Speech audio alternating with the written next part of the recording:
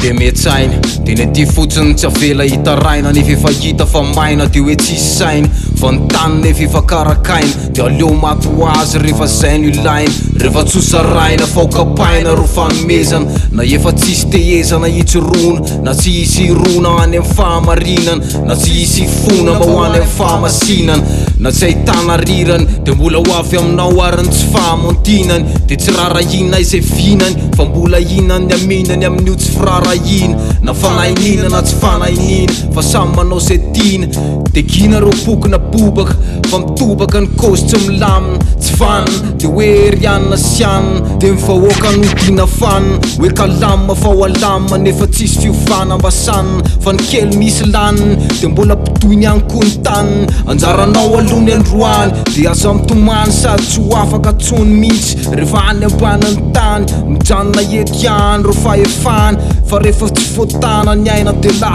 lasa korazana dia tsy ho tazana tsony mandrakizay fa may dia asa manantena no eo akaikin'ilay ray raha mbola nanao kozy masay teto aminay tsy rarahinayna fay fa tatazony kakay fa zay rakay anaty rapigasy marary loatra lay gasy mala bobaka mangasy azy tsy afaka mitasy rehefa soarasoara dia miboaraboara tekesy isa vokatry ny gasikara na viny zany fianara teona tsara fandemena manaporiporitra fa tsisy fanetretena afo mandoro safasany feno alahelo ny lasany mandatso antenaina mbola mamotika ihany nefa mitany karakaina losy feravela mametra tena ho avy zanahary nefa samy olombelo poizina mirenireny iaraha malala fisiny ratsy fa tsisy samiteny ho